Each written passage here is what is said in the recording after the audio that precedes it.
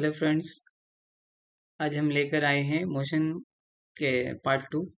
इसमें बचे हुए तमाम टॉपिक्स को डिस्कस करेंगे। तो चलते हैं सीधे टॉपिक की तरफ। तो फर्स्ट जो हम पढ़े इसमें इस चैप्टर में हम पढ़ चुके थे मोशंस, टाइप्स ऑफ मोशंस और स्पीड, वेलोसिटी, एक्सेलरेशंस, उसके types, negative acceleration, positive acceleration. अगर नहीं पढ़े तो हमारे इसका पार्ट 1 को आप पहले देख लें, फिर पार्ट 2 पे देखेंगे तो समझने में आसानी होगी। तो यहाँ पे जो हम पढ़ने जा रहे हैं graphical representation of the motion. Basically graphical representation means graph के थ्रू हम डिस्टेंस और टाइम मोशंस को रिप्रेजेंट करेंगे, जिसमें दिखाएंगे कि स्पीड या वेलोसिटी का ग्राफ क्या होगा। तो सबसे पहले यहाँ पे एक बेसिक चीज़ों पर हम डिस्कशन करेंगे कि ग्राफ ड्रॉ करने के लिए क्या क्या चीज़ों की ज़रूरत होती है। जैसे आपने मैथ्स में पढ़ा होगा कि ग्राफ को ड्रॉ करने के लिए सबसे पहले एक्सेस का एक्सेस चूज करते हैं, एक्स एक्सिस और वाई एक्सिस, और फिर ये डिसाइड करते हैं कि कौन सी क्वांटिटी किस एक्सेस पर होगी। जैसे यहाँ पर डिस्टेंस और टाइम ग्राफ है, तो डिस्टेंस टाइम ग्राफ में डिस्टेंस क्या डिपेंडेंट क्वांटिटी है, जबकि टाइम इंडिपेंडेंट क्वांटिटी है। तो रिमेंबर इट, जनरली यूजुअली जो इंडिपेंडेंट क्वांटिटी है वो हमेशा एक्स एक्सिस पर होगी, जबकि डिपेंडेंट क्वांटिटी वाई एक्सिस पर होगी। तो हम इसके डिटेल में न जाते हुए हम डायरेक्ट ये देखेंगे कि जो डिफरेंट टाइप्स ऑफ मोशन के ग्राफ क्या क्या होंगे। तो यहाँ पे दिया हुआ है this is the motion graph, distance time graph है। तो बेसिकली दो टाइप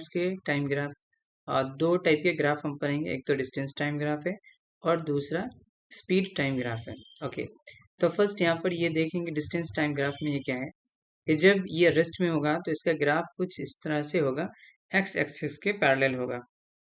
यहाँ पे क्या ये शो कर रहा है कि टाइम तो इंक्रीज कर रहा है लेकिन डिस्टेंस बराबर में है, तो ये इसका मतलब ये भी रेस्ट में है। दूसरा यहाँ पे देखेंगे कि जब कांस्टेंट स्पीड से मूव कर रहा हो तब उसका जो ग्राफ होगा वो क्या होगा, ये स्ट्रेट होगा। और याद रखेंगे कि जो यहाँ पे एक स्लोप अगर हम ड्रॉ करेंगे तो वो जो स्लोप होगा वो हमेशा क्या देता है, स्पीड देता है। जैसे कि ये स्लोप हम यहाँ पे ड्रॉ करने वाले हैं, यहाँ पे एक स्लोप ड्रॉ करेंगे ऐसा, तो ये जो स्लोप यहाँ पे बन जाएगा तो ये हमें क्या देगा, एक ये देता है स्पीड।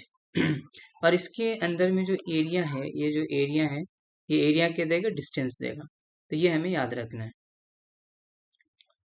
अब नेक्स्ट हम देखेंगे कि यहाँ पर अब दूसरा जो है वो है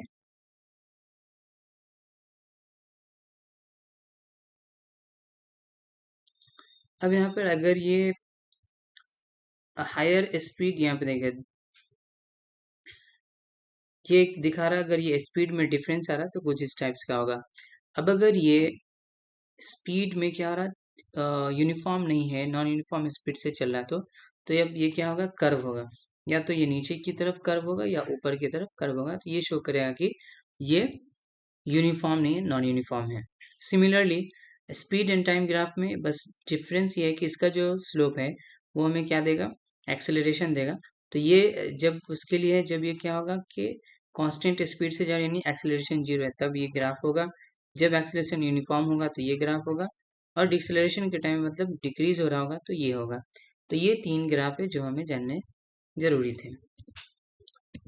नेक्स्ट है equation of motion.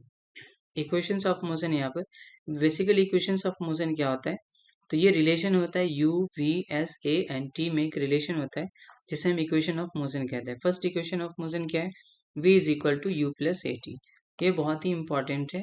v is equal to u plus a T.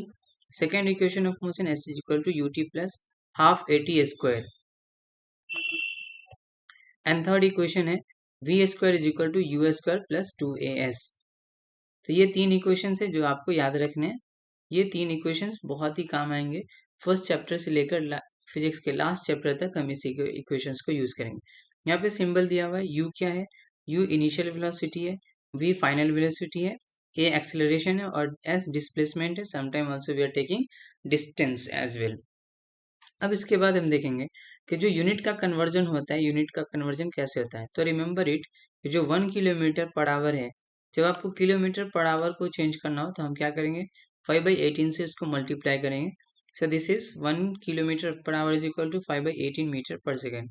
And similarly metre per second अगर चेंज करना होगा तो हम 18/5 से इसको मल्टीप्लाई करेंगे, सो ये चेंज हो जाएगा किलोमीटर पर आवर में। नेक्स्ट, इस चैप्टर का जो लास्ट है वो है सर्कुलर मोशन। हम जानते हैं कि जब कोई ऑब्जेक्ट सर्कुलर पाथ पे मूव करता है तब हम उसके मोशन को सर्कुलर मोशन कहते हैं।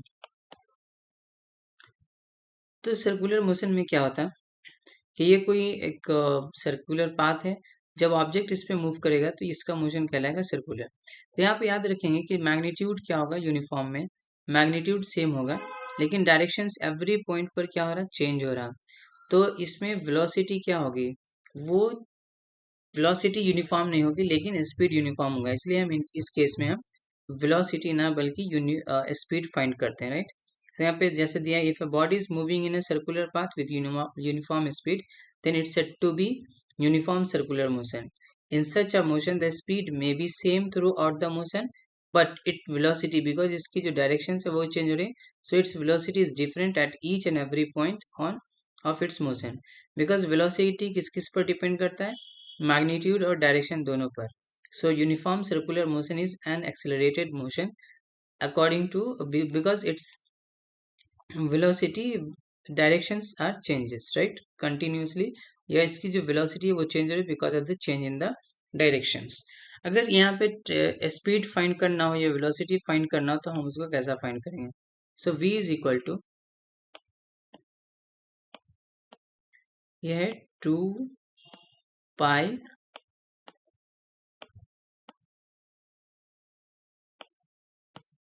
r divided by t।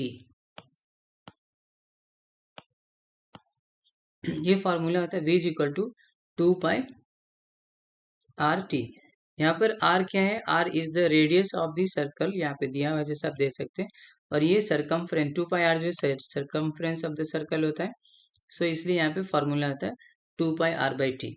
तो ये पूरी इंफॉर्मेशन थी इस चैप्टर के बारे में, और इसी के साथ चैप्टर फिनिश होता है।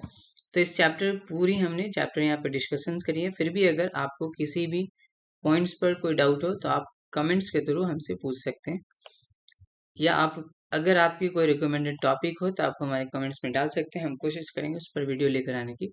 लेकिन फिर से हम रिक्वेस्ट करेंगे, इस पार्ट 2 को देखने से पहले अगर आपने पार्ट 2 नहीं देखा है तो पहले पार्ट 2 देखिए, और साथ ही साथ आप जरूर देखिए और इसको सब्सक्राइब करिए, लाइक करिए और अपने दोस्तों के साथ शेयर करिए। Thank you so much.